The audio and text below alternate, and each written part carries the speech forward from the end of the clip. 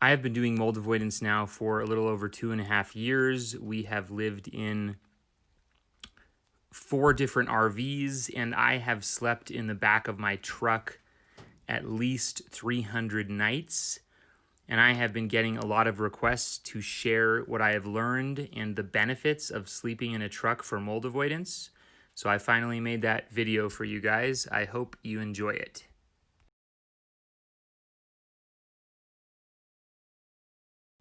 Just a little note here before we get started. I have a podcast you can listen to for free. It is called Mold Avoidance with Bryan Rosner. You can find it on your favorite podcast app, whether that's iPhone, Android, or your computer. Just do a search for Mold Avoidance with Bryan Rosner. And in this podcast, I go into a lot of depth on the many lessons we have learned doing mold avoidance over the last few years. Hey guys, I slept in my truck for the first time in about 6 months. I just haven't needed to do it, but I wanted to sleep in my truck because I'm going to be scouting some new locations soon, and I wanted to be able to sleep in my truck and be as clear as possible in those locations, and for a couple of other reasons. So I figured this would be a good time to talk to you guys about, I've been talking about making a video about specifically the advantages of being able to sleep in the back of a truck. I slept great, not quite as good as I do in my RV, but that's understandable. There's something about having an indoor space that you could stand up in and, have privacy and move around. In this space, if you're going to stand up and move around, you have to go outside, which just introduces, less privacy and weather and bugs and things. So it's not quite as good, but it's 80% as good. So before I go into the benefits, I want to show you guys my setup. I literally just hosed out my truck bed yesterday, so everything that I have in here now is just put in. It's not like I'm cozy and settled and, I just put some things in here last night. I'll show you the basic things that you need. My camera on the back of my phone is broken, so I'm using my selfie cam, so it's going to be a little bit of an awkward angle, but I have a piece of 2-inch EPS insulation foam board. It's the Insulfoam kind. It's like $20 at Home Depot, and you just have to cut it because they come in 8-foot sheets, and I cut mine to 75 inches, which is the length of my bed. It's easy to cut. You don't need insulation on the rest of the camper shell. You could do it if you wanted to, but you don't really need it. It's just where your body touches the ground. It tends to really suck the heat out of you if you don't have something insulating, protecting you from, especially in the cold. Now it's summer, so it's not as big of a deal, but I still feel more comfortable sleeping on insulation. There have been times where I've been so freezing, and it turns out it's not the air temperature, it is the metal sucking the heat out of your body, so you need insulation underneath your sleeping bag. I have these sleeping bags that I recommended that many of you guys are using now. I have 2 of them. I always double up on sleeping bags. It's always easier. I just have one inside the other. It's always easier to take off a layer than it is to put on a layer if you get cold. I have an extension cord coming in that could charge my phone, and I have a little space heater in here. Again, it's summertime and it's only getting down to about 45 degrees at night here, but I still like to have a space heater. You just learn after doing, I've slept in my truck probably 300 times in the last couple years, and you just learn after doing that enough times that you don't want to be cold. It's just, you can survive being cold. I've slept back here down to 20 degrees without any heater, but I just have learned that you just want to do what you can. My camper shell does have windows that open from the inside, so I can open the window and get fresh air here, which is kind of like a must for me. I can open the door and everything. So I have a headlamp in here, and what I like about this camper shell is there's a little shelf, a little groove here that I can put things that can easily get lost, like my keys. So, you could put your keys up there. You could put your wallet up there. I put my phone up there so I don't roll over and break it. And that is about it. You need like a pee bottle and then a water bottle so you can pee and drink water at night. But other than that, I guess I'll jump right into, let's see if I can show you anything else here to see. There's really not much. I mean, it's a metal, a single skin camper shell. This is just like flimsy, but it still keeps the wind and the rain and everything off of you. And then I do not have a bed liner. There's been a lot of talk. Plastic bed liners in trucks are really bad. They absorb all the toxins. They are off-gassing plastic. They absorb mold toxins. They can get moldy. They're just bad. So I really like my setup here. My camper shell is held down with these 4 C-clamps. This camper shell is very basic. I can pick it up myself. I mean, it's just an aluminum skin. It's almost like nothing. It's like a feather. So, getting into the advantages of a camper shell. There are so many. I have a list somewhere, but I'm going to try to just remember them all. First of all, when you go to bed at night, you just have this deep sense of security. I have slept in a tent a lot, and you're always kind of a little bit on edge. There's bugs, there's rainwater that can get under your tent and get into your stuff. There's wind that can blow your tent over. It's a flimsy surface, so if an animal, a deer or a bear or something comes and starts poking around, he could get inside your tent. You just don't have that sense of security, especially if you're in a new location and you don't really know what animals are there. Well, not only is a truck bed up off the ground, my truck is a couple feet off the ground, so water, mud, snakes, spiders, bugs are not on my surface. I'm not right there. If it's raining, if there's a mud slide, I'm in a 7,000-pound truck. Like, something's going to have to be really bad to move my truck around, like a hurricane or something, versus a tent. The smallest little things can disturb it. So I'm not saying I don't like tent camping, but if you're doing this every night in new locations and different conditions, the stability of a truck is just a whole different ball game. So that's one thing, is the security. I have slept in this in torrential downpours and hail and snow, and when you go to bed at night, you just don't have that extra little anxiety about what's the weather going to do, and am I going to wake up wet, and what's the wind going to do. In other words, it gives you some predictability. So like if I'm working late at night and I'm on my laptop and I know it's almost bedtime, I don't have that worry in the back of my mind, like, oh, am I going to be okay tonight? Where am I going to sleep? Is my tent going to be okay? It gives you an added level of focusing on other things in life, because your truck camper shell is just always the same. You don't think about the weather, no matter what. I've slept in this in the middle of cities, at RV parks, in the middle of nowhere. I've slept in kind of sketchy BLM land places.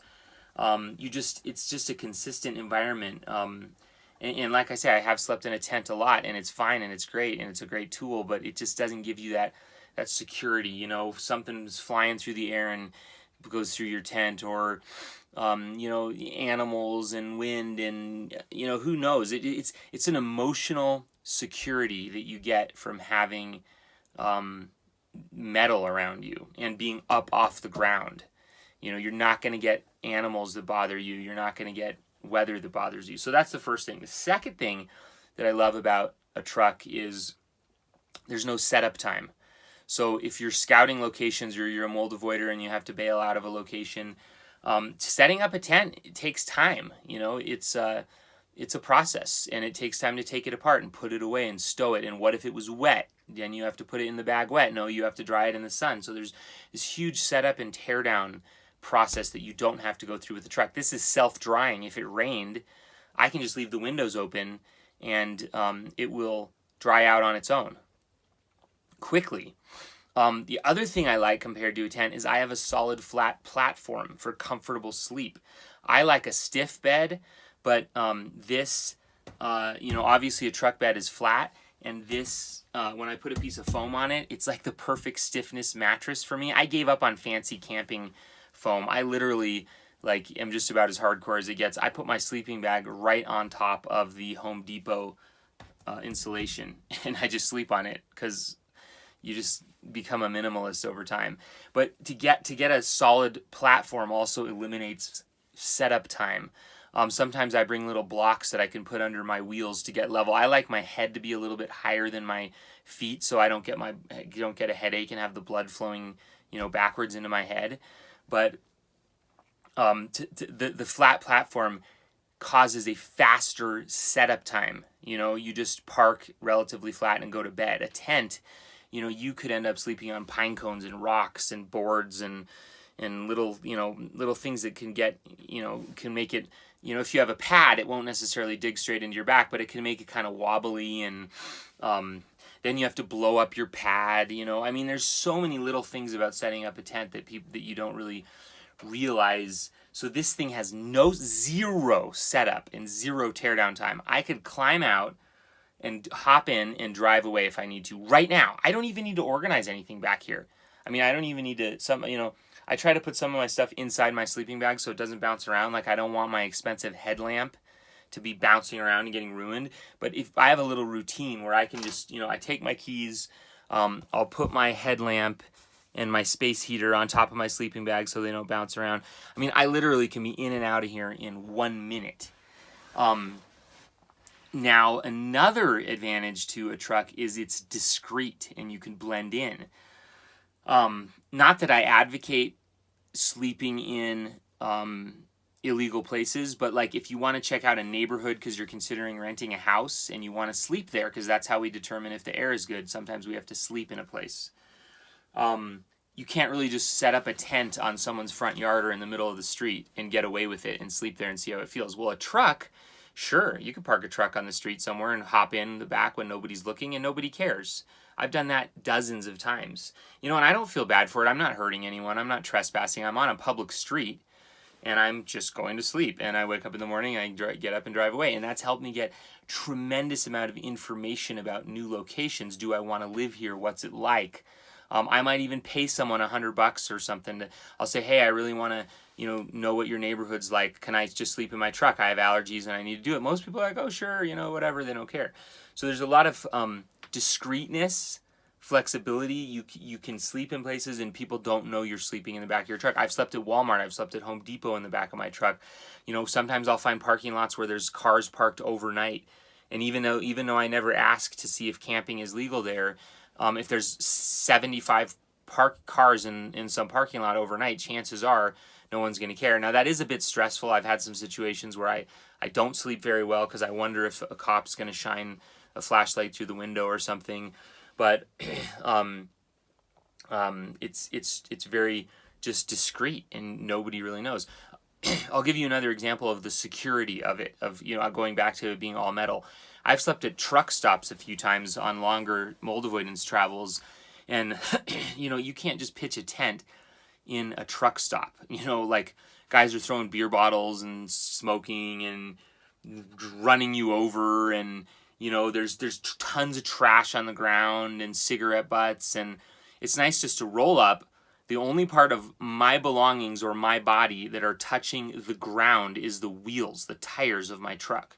So if it's gross or dirty or stinky, my sleeping bag, my tent, my property, my tarp, nothing is touching the ground. My wheels are already dirty. They're touching the ground all day long. So you don't have to expose yourself to anything that's on the ground. You don't know what used to be on the ground. Let's see. So we have comfort, security, setup time, a flat platform, nothing touching the ground that can get contaminated or dirty. I need more fingers here. So we're going to number 6. Discreetness. You can not be seen or people knowing. And again, I'm not advocating breaking the law, but sometimes if you just want to sleep in your truck to get the feel of an area, you're not breaking any laws, you're on a public street, you're not on private property. It can be really nice just to be able to do that. So for me, I've got another one. Let's go to number 7. So 5, 6, 7. Another advantage, extremely easy to decontaminate. Because it is metal, there's only these little bitty strips of plastic in some places.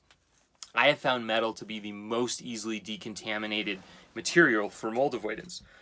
This truck has been through hell, absolute hell. It's been in bad MT areas. It's been through my own detox and self-contamination, and it's been through horrible HT explosions, and I mean, it's been through hell. And I am not lying to you when I tell you that when I just slept in it now after owning the truck for 2.5 years, doing mold avoidance in it for 2.5 years, it feels exactly the same as it has always felt. I think that trucks just sort of self-decontaminate, the beds anyway. For example, when you're driving at 70 miles an hour down the freeway, these are not airtight. You know, they have little vents and things. I think they build them that way on purpose so people don't asphyxiate back here, but they're not airtight. There's cracks. I'm looking at, the crack where the shell sits on the top. There's about a half an inch. So when you're driving at 80 miles an hour down the freeway, this is like a hurricane back here. There's airflow. Things are self-cleansing. I can hose this out. I just did it in about 20 minutes. I try to hose it out really, really good, and it just goes back to being really good. You can't really do that with a tent. Tents are plastic, so they absorb toxins. Plastic is a material that really absorbs toxins, which is another reason why you don't want a plastic bed liner, because a plastic bed liner is plastic. It'll absorb toxins. You can't hose off a tent. So the truck bed just presents this renewable, decontamination situation where you can constantly be in a renewed environment. There's no plumbing. There's no hidden areas. One of the things I like about this camper shell, don't get a camper shell that has the carpet glued on or that's insulated. One of the things I like about this, even around the windows, is you can see that, I don't know if you can see this, but the windows are just framed in with aluminum. There's no inaccessible areas or cavities where mold can grow. I did once stay at a coastal campground, and it was so humid, even though the air was pristine, that there was mold growing on the surface of my camper shell. I mean, you could just see patches of mold, and I did start to react to it, and I was so horrified. Oh no, my camper shell's ruined. Guess what? The mold cannot stick to the metal. It is just smooth metal, so when you hose it off, it just goes away. There's no way for it to get its, I forget what they're called, hyphoids or something, the roots of the mold to go in. That's why wood is so bad, because the mold will take root and colonize the wood. And once it's in there, you can't get it out without burning the wood. So metal, even if you do have a little mold growth on it, it's just superficial. You can just rub it off with your finger and it's gone. There's no, the material is too hard, too solid for it to get into it. So you can decontaminate the camper shell. I could replace the camper shell if I wanted. This camper shell was only about $1,000. So this has been an absolute lifesaver for me. It's my backup sleeping area. It is the fallback if my RVs get contaminated. Now, right now I'm in a metal RV and there's nothing wrong with it. The reason I'm getting back in the habit of sleeping in my truck, doing it on my own property, getting used to it again, is because I want to do some scouting trips of new locations, and I don't want to sleep in a hotel. Why don't I want to sleep in a hotel? Could I tolerate sleeping in a hotel? Maybe, probably, but I want to feel out new locations and be clear. I want to know what toxins are there. As soon as you sleep in a hotel, you expose yourself to slams and air conditioning and other people's contamination, and you might not be able to know if an area is good because you're already screwed up. And if you're making a purchase decision or even a lease decision, getting ready to commit $2,000 for a lease and first and last month's deposit and cleaning deposit, I don't want to have variables. I don't want to have those variables. So I might even tow a small RV. I'll do another video. I just ordered a casita travel trailer, a teeny little micro RV to scout some areas, but I'm still going to sleep here because I don't want to sleep in an RV, even a brand new RV with the VOCs off gassing and stuff. I just want to be as clear as possible. But I would have the RV for a refrigerator, toilet, shower, maybe a place to work, emergency shelter if it's raining all day and I don't want to sit in the truck. There are some drawbacks to a truck. There aren't many, but like, for example, you can't stand up in here. You can't spend all day in here. I did live in my truck doing mold avoidance in the summer of 2018. We had an RV that went moldy I still use the RV for about an hour a day for necessities, but it was slamming me too hard. I lived in my truck. I lived outdoors. I only went in buildings about 1 hour a day, Walmart in that bad RV. I lived outdoors and in my truck 5 months all summer with nothing else. It was extremely harsh. I got a major tan. But I never had an indoor place to get organized, stand up, cook. It's very hard. One of the drawbacks of a truck is it's very hard to live in because you take for granted how important it is to have a place to stand up that's indoors. Walk around, put your shoes on, change your clothes, cook, clean, shave. There's all these things that people do indoors while standing up that you can't do in a truck. You're always sitting on your butt back here, or I can get on my knees, but it's very uncomfortable to spend any amount I'm already getting uncomfortable in here and really wanting to get out. And I also have to climb in and out of this, you can get different setups for here, but I have to open up the glass window and then climb out and not break my ankle because my truck is very high up off the ground. So there are some disadvantages of it. You get used to them, but for the bomber, hardcore mold avoidance, like I just need a clear place to sleep tonight and I don't want to worry about animals and bugs. It really excels at that, and you might be surprised at how much you need that. Like, I'll give you an example. See, I'm having to change positions because I'm getting uncomfortable, so that's a disadvantage. There's no way to get comfortable back here unless you're laying down and sleeping. There's no way to sit in here and be comfortable that I've discovered. But what was I going to say about that? I just lost my train of thought. Oh well, maybe it'll come back to me. So yeah, there's not there are some. I know what I was going to say. When I first, people had told me the back of a truck was a good thing to have for mold avoidance. When I first got this camper shell, I didn't think I was going to need it.